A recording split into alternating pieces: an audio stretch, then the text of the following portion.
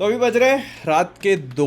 मैं सुबह 7 बजे उठा था, पहले बागी देखी, उसके बाद कॉन्जरिंग, और अब मैं 10 बजे का शो देख के आ रहा हूँ, द बंगाल फाइल्स का। एंड इसका बहुत समय पहले अनाउंसमेंट हुआ था, फिर एक टीजर आया था, फिर ट्रेलर वगैरह रिलीज किया गया, तो उससे ये समझ में आ रहा है कि विवेक अग्निहोत्री की जो नई मूवी है ये बहुत हद तक कश्मीर फाइल्स जैसा हार्ड हिट करने वाली थी और कुछ कुछ वैसे ही मुद्दे उठाने वाली थी जिनके ऊपर कोई दूसरे फिल्म मेकर्स बात करना पसंद नहीं करते। तो क्या ये मूवी उन सारी चीजों को सक्सेसफुली कर पाई है? आइए बात करते हैं। सबसे पहले हल्का फुल्का सिनॉप्सिस, कोई भी स्पॉयलर्स नहीं दूंगा। तो बंगाल फाइल्स इंडिपेंडेंस और पार्टीशन के टाइम पर जो भी इंडिया में इवेंट्स हुए थे उनको बंगाल के पर्सपेक्टिव से दिखाने की कोशिश करती है कि कैसे इन सारे इवेंट्स का इफेक्ट बंगाल और वहां के लोगों पे पड़ा और उनको क्या क्या चीजें फेस करनी पड़ी। और इस कहानी को बताने के लिए उन्होंने 2-3 कैरेक्टर्स का पर्सपेक्टिव चूज किया है। अब ये क्या चीजें फेस करते हैं, उनको कैसे ओवरकम कर पाएंगे या कर पाएंगे भी या नहीं, ये सारी चीजें तुमको मूवी देखकर ही पता चलेगा। लेकिन ना, मूवी जिस तरह से बनाई गई है, मैं अगर इसको सिर्फ फिल्म मेकिंग के स्टैंड पॉइंट से जज करने की कोशिश करूं तो काफी इंप्रेसिव है। मतलब इसकी लाइटिंग, इसकी कलर ग्रेडिंग, इसका डायरेक्शन, फ्रेम्स का use, it's like very very impressive. मतलब बहुत सारी जगहों पर इन्होंने इतने क्लोजअप फ्रेम्स का इस्तेमाल किया है कि आपको पूरी स्क्रीन पर सिर्फ चेहरे नजर आएंगे लोगों के। And it kind of works, क्योंकि मूवी ना कन्वर्सेशन हैवी है। जैसे फॉर एग्जांपल तुमने अगर ओपेनहाइमर देखी है ना, तो उसमें अगर तुम नोटिस करोगे ना, तो वहां की भी फ्रेमिंग ऐसी थी कि लोगों के चेहरों पर क्लोजअप मारा गया था, बिकॉज उनके एक्सप्रेशंस बहुत मैटर करते हैं। तो ये मूवी भी सिंस कन्वर्सेशन हैवी है, मतलब अगर दो लोग आपस में बात कर रहे हैं तो बहुत लंबी लंबी कन्वर्सेशन चलेंगी, तो इस वजह से उनके चेहरे के एक्सप्रेशंस मैटर अ लॉट। तो यहाँ पर उस चीज पे फोकस किया गया है। फिर इसके अलावा जो लाइटिंग्स का यूज है वो तो मुझे बहुत ही ज्यादा पसंद आया। कुछ कुछ फ्रेम्स ऐसे हैं जहां पर सिर्फ आग जल रही है और उसी आग के थ्रू इन्होंने पूरे सीन को लाइट अप करने की कोशिश करी है, and it looks absolutely beautiful.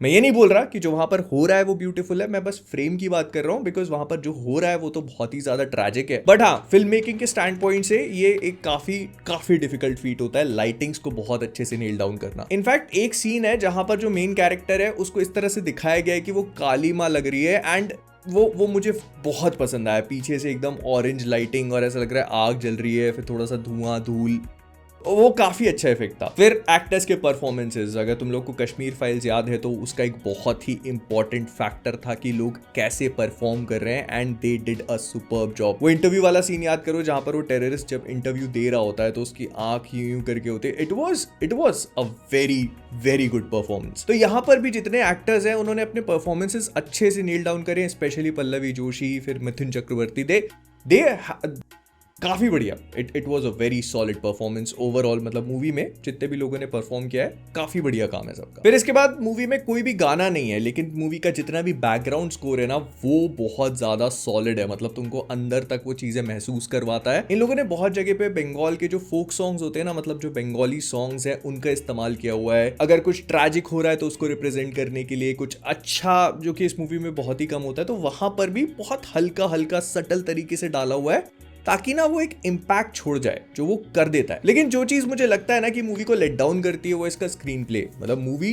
लगभग 3.5 घंटे की है और थोड़ी लंबी फील होती है। देखो, इसमें और कश्मीर फाइल्स में एक बहुत ही बेसिक डिफरेंस ये है कि कश्मीर फाइल्स अपनी चीजों को करके दिखाती है। मतलब वो लोग जो बात कर रहे हैं, जो भी चीजें हो रही हैं, वो तुमको एक्शन स्क्रीन पे दिख रहा है। Whereas बंगाल फाइल्स में ना लंबी कन्वर्सेशंस है। मतलब जो भी इवेंट्स है ना वो बातों बातों में बहुत ज्यादा निकल जाते हैं, और मोस्ट ऑफ द टाइम दो कैरेक्टर्स अगर आपस में बात कर रहे हैं तो तुम ये सोच के चलना कि वो सीन काफी लंबा चलने वाला है। प्लस अगर किसी कैरेक्टर का मोनोलॉग है ना तो वो बार बार एक ही चीज पे एम्फेसाइज करने की कोशिश करता है, और ये चीज मेजॉरिटी ऑफ द मूवी में जहां पर कन्वर्सेशंस है वो हो रही है।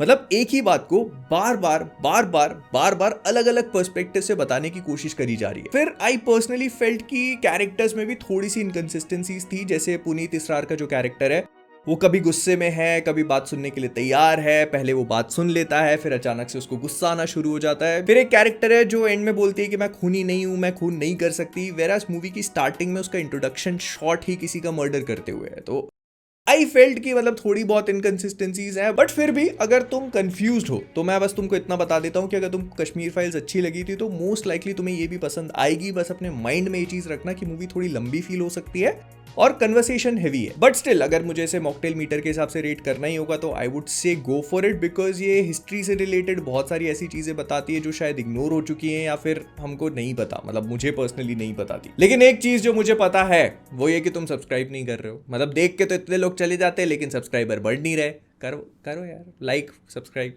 मिलते हैं अगले वाले में, टाटा।